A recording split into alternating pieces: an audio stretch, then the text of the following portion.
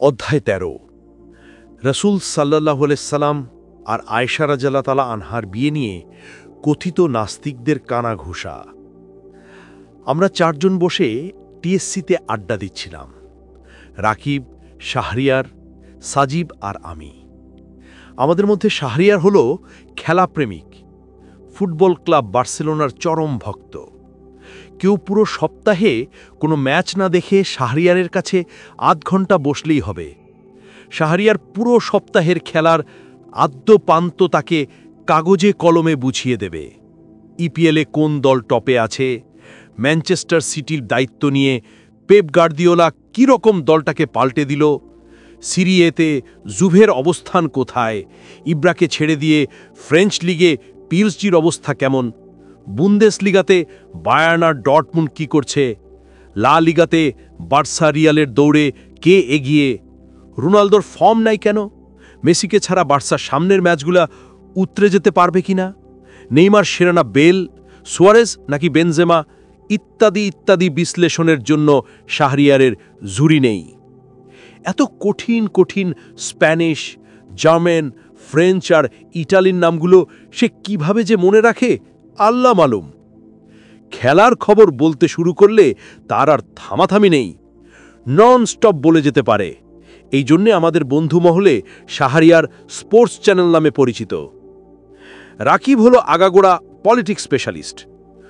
দুনিয়ার রাজনীতি কখন কোথায় কিভাবে মোড় নিচ্ছে তার সমস্ত রকম আপডেট থাকে রাকিবের কাছে। গুলির মুখ থেকে ট্রাম্পের বেঁচে আসা থেকে শুরু করে হিলারির ম্যালেরিয়া পর্যন্ত সব খবর তার নখদর্পণে। তবে ইদানিং সে ব্যস্ত পাক ভারত যুদ্ধ নিয়ে। কাশ্মীরের উড়িতে হামলা নিয়ে পাক ভারতের মধ্যে যে যুদ্ধ ভাব বিরাজ করছে তার চুলচেরা বিশ্লেষণ করেই যাচ্ছে সে। রাকিব মনে করছে উড়ির হামলাটা আসলে ভারতের প্রধানমন্ত্রী মোদির একটি ব্লাইন্ড গেম। তার মতে উড়িতে যারা হামলা করেছে তারা যদি সত্যি পাকিস্তানি হবে তাহলে নিহত হামলাবারদের মিডিয়ার সামনে না এনে রাতারাতি কবরস্থ করে ফেলা হলো কেন? সেই হামলাবারদের ছবি আর পরিচয় মিডিয়ার সামনে এনে পাকিস্তানকে একঘরে করে দেবার একটি দারুণ চান্স ছিল ভারতের হাতে। কিন্তু ভারত তা করল না কেন? কেন তারা রাতারাতি লাশগুলো সেনা ক্যাম্পেই দাফন করে ফেলল? কেন পাকিস্তানের কাছে লাশ হস্তান্তর করা হলো না? ইত্যাদি পয়েন্ট ধরে রাকিবের মনে সন্দেহ আছে। যুদ্ধ যদি সত্যি লেগেই যায়, কোন পক্ষ বেনিফিটেড হবে, কার কত সামরিক শক্তি, কে কোন দিক থেকে আক্রমণ প্রতি আক্রমণ চালাবে, সেগুলোরও পয়েন্ট বাই পয়েন্ট ব্যাখ্যা দিচ্ছে সে। আলোচনার মাঝখানে হঠাৎ নিলয়দার আগমন। নিলয়দা আমাদের চেয়ে সিনিয়র মানুষ, ঢাকা বিশ্ববিদ্যালয়ের আইনের ছাত্র ছিল। আমাদের চেয়ে ঢের সিনিয়র হওয়া সত্ত্বেও আমাদের সাথে তার বন্ধুত্ব সুলভ আচরণ দেখে বোঝার উপায় নেই যে নিলয়দা এত সিনিয়র লেভেলের কেউ। তার হাতে একটি পত্রিকা হাতে নিলয়দা আমাদের পাশে এসে বেঞ্চিতে বসল। নিলয়দাকে দেখে সাজিদ আরেক কাপ রং চায়ের অর্ডার করল। চা চলে এলে নিলয়দা চায়ের কাপে চুমুক দিতে দিতে বলল, বাক স্বাধীনতার মূল্য পৃথিবীর কোথাও নেই, বুঝলি, কোথাও নেই। কথাগুলো এমনভাবে বলল যে নিলয়দাকে খুব মর্মাহত দেখালো। নিলয়দা কোন পয়েন্ট থেকে কথাগুলো বলল তা আমাদের কারো মাথাতে আসেনি তখনও। রাকিব বলে উঠল, নিলয়দা কি পশ্চিমবঙ্গের ধর্মীয় কটূক্তিতে গ্রেপ্তার হওয়া তারক বিশ্বাসের কথা বললে? নিলয়দা রাকিবের কথার প্রত্যুত্তরে কোনো কিছু বলল না। তার মানে রাকিবের ধারণা ঠিক। অন্য সময় হলে রাকিবের এই রকম উপস্থিত বুদ্ধির বহর দেখে নিলয়দা তার পিঠ চাপড়ে দিয়ে বলতো, সাবাস।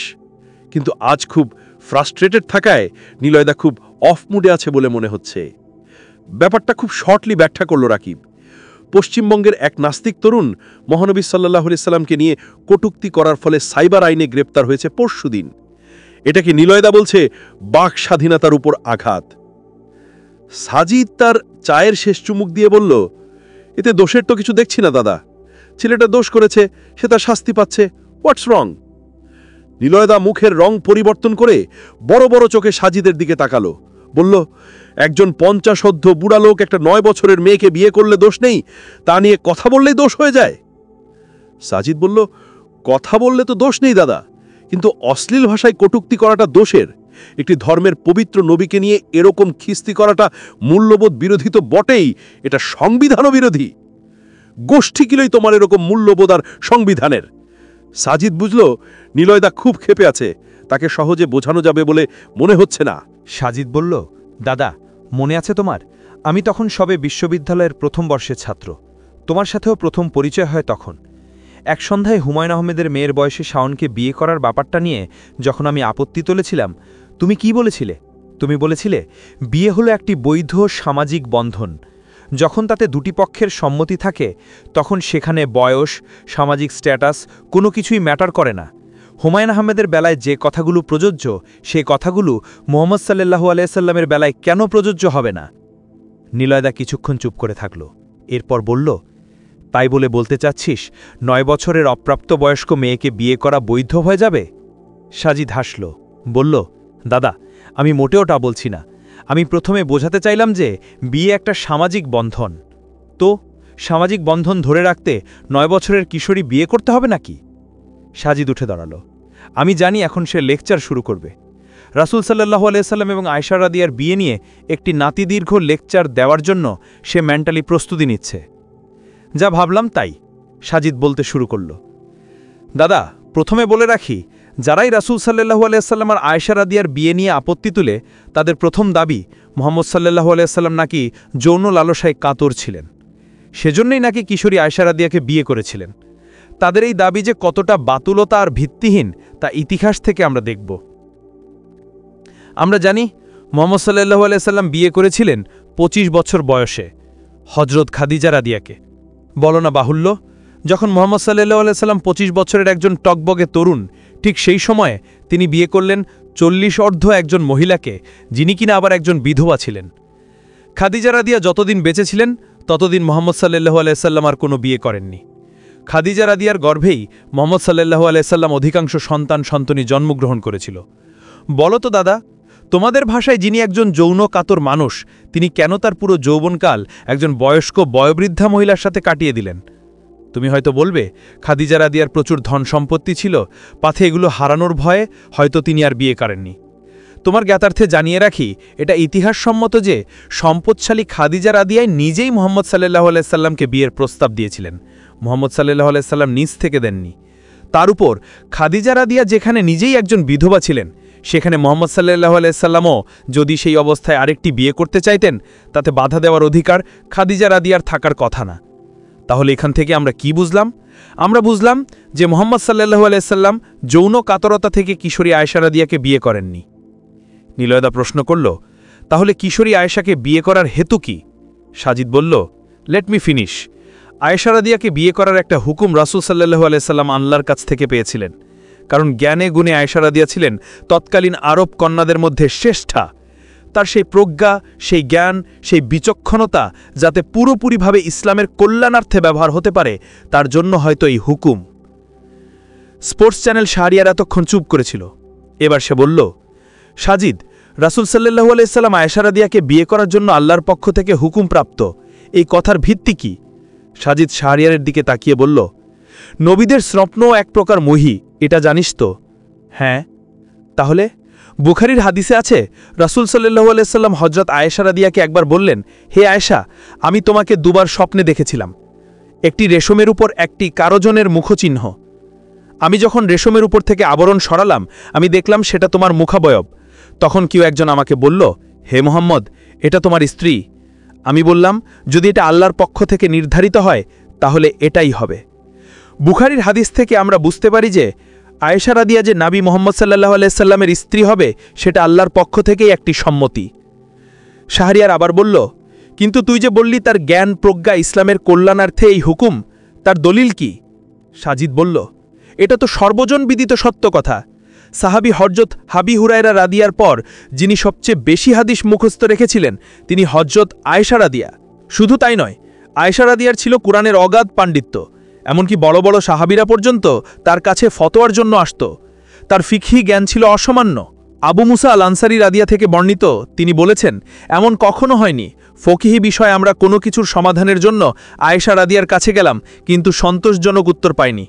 অর্থাৎ তার এই যে জ্ঞান, প্রজ্ঞা, এর জন্য তিনি আল্লাহ কর্তৃক উম্মুল মুমিনিন হিসেবে সিলেক্টেড হয়ে যান। এছাড়াও তৎকালীন আরবে খুব ছোট বয়সী মেয়েদের বিয়ে হয়ে যেত। তখনকার প্রেক্ষাপট ছিল ভিন্ন। এটা ঠিক যুগের সাথে সাথে সেটা পাল্টিয়েছে। এখন মেয়েদের অনেক চিন্তা, কেরিয়ার গড়ো, পড়াশোনা করো, বিদেশ যাও, উচ্চ ডিগ্রির সার্টিফিকেট নাও। তখন আরবের মেয়েদের চাকরি করার দরকার হয়নি, বিশ্ববিদ্যালয়ে গিয়ে পড়ার রীতি তখনও ছিল না। ঘরোয়া পরিবেশে তারা ধর্মীয় জ্ঞানার্জন করত। এর জন্য খুব ছোট বয়সেই তাদের বিয়ের রীতি ছিল। তখন মেয়েদের ছোট বয়সেই যে বিয়ের রীতি ছিল তা আয়েশা রাদিয়াল্লাহু এর জীবনের আরেকটি ঘটনা থেকেই বোঝা যায়। মুহাম্মদ সাহের সাথে বিয়ের আগে আয়েশা রাদিয়াল্লাহু এর আরেকজনের সাথে বিয়ে ঠিক হয়। তার নাম ছিল জুবায়ের। কিন্তু আবু বকর রাদিয়াল্লাহু ইসলাম গ্রহণ করায় এই বিয়েটা ভেঙে যায়। এর থেকে কি প্রমাণ হয় না তখন মেয়েদের ছোট বয়সেই বিয়ের প্রচলন ছিল? তাছাড়া তখনকার মক্কার কোনো বিধর্মীরাই এই বিয়ে নিয়ে আপত্তি তুলেনি। তারাও জানত এটা খুব স্বাভাবিক একটি ব্যাপার। নিলয়দা বলল, মুহাম্মদ তো এসেছিলেন রীতি ভেঙে রীতি গড়ার জন্য, তিনি এই অদ্ভুত রীতি ভাঙলেন না কেন? সাজিদ বলল, দাদা ঠিক বলেছ, মুহাম্মদ এসেছিলেন রীতি ভেঙে রীতি গড়ার জন্য, কিন্তু তিনি সেসব রীতি ভালার জন্য এসেছিলেন যা অনৈতিক, যেমন কন্যা শিশুকে জীবন্ত দাফন। তিনি আরবের সেসব কালচার পাল্টে দিয়েছেন যা জাহিলিয়তের অন্তর্ভুক্ত। কিন্তু ছোট বয়সে বিয়ে সেরকম কোনো ব্যাপার নয়। বিজ্ঞান আমাদের বলে মেয়েরা পুরুষের চেয়ে 10 গুণ তাড়াতাড়ি ম্যাচিওর হয়, সেটা ফিজিক্যালি এবং মেন্টালি দুইভাবেই। তাছাড়া তখনকার আরবে ছোট বয়সে বিয়ে হবার পরও মেয়েরা খুব নর্মালি সন্তান জন্ম দিত। এটা কোনো সমস্যা ছিল না। মুহাম্মদ এটা চেঞ্জ করার তো দরকারই ছিল না। যা দরকার ছিল তা তিনি করেছেন। তুমি কি আশা করছো যে মুহাম্মদ কেন তৎকালীন আরবদের উটের ব্যবসা তুলে দিয়ে তাদের শেয়ার ব্যবসা শেখালেন না? কেন তিনি খেজুরের ব্যবসা তুলে দিয়ে সেখানে চকলেট আর রসমালাইয়ের ব্যবসার প্রচলন করলেন না? তুমি হয়তো ভাবছো তৎকালীন আরবের বালকদের উট চড়ানো থেকে মুক্তি দিয়ে মুহাম্মদ কেন তাদের হাতে একটি করে কম্পিউটার এবং একটি করে ফেসবুক অ্যাকাউন্ট খুলে দিলেন না? সাজিদের কথা শুনে আমি, রাকিব আর শাহরিয়ার হা হা হা করে হাসতে লাগলাম। সাজিদ বলল, মানুষ মাত্রই তার সমাজের সুস্থ নিয়মগুলোর সাথে মিলিয়ে চলতে বাধ্য। মুহাম্মদ তার ব্যতিক্রম ছিলেন না দাদা। তাছাড়া এত অল্প বয়সে বিয়ে কেবল 1500 বছর আগেই ছিল তা নয়। শিল্প বিপ্লবের পরেও অনেক উন্নত দেশে বিয়ের ক্ষেত্রে মেয়েদের সর্বনিম্ন বয়সসীমা 10-এর নিচে ছিল।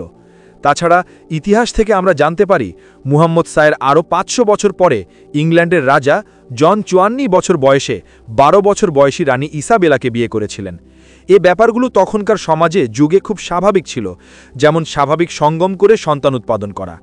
তাছাড়া উপমহাদেশেও যে খুব ছোট বয়সী বিয়ের একটি রীতি ছিল তা রবীন্দ্রনাথ ঠাকুরের ছোট গল্প হৈমন্তী থেকেই আমরা দেখতে পাই। লেখক সেখানে দেখিয়েছেন তখনকার সময়ে 8 থেকে 11 বছরের মধ্যে মেয়েদের বিয়ে হতো।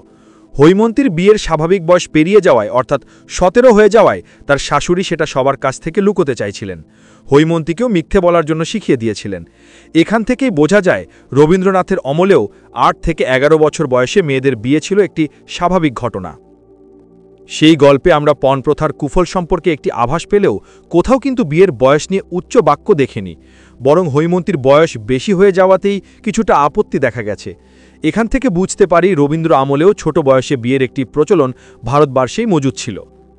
সাজিদের এই লেকচারে নিলয়দা সন্তুষ্ট না, বলল, দেখো ভাই, যতই তেনা পেঁচাও, একজন বয়োবৃদ্ধ লোক একজন 9 বছর বয়সী কিশোরীকে বিয়ে করেছে, এটাকে তুমি কোনোভাবে ডিফেন্ড করতে পারো না, সে প্রফেট হোক আর যাই হোক। আমি ভাবলাম এইবার সাজিদ পরাজিত হবে, হাল ছেড়ে দিয়ে হতাশ গলায় বলবে, না আর পারলাম না দাদা। কিন্তু না, সাজিদের মধ্যে আমি তেমন কিছুই দেখলাম না। সে খুব স্বাভাবিক, মুচকি একটি হাসির রেখা তার ঠোঁটে।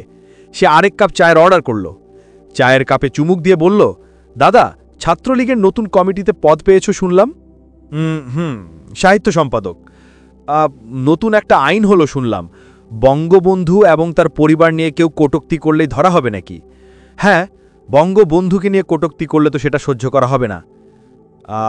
তা ঠিক, বঙ্গবন্ধু তো তোমাদের আইডল। আমাদের আইডল কি রে? বঙ্গবন্ধু বাঙালি জাতির আইডল। জি সেটাই দাদা। আচ্ছা দাদা, তুমি জানো বঙ্গবন্ধুর স্ত্রীর নাম কি ছিল?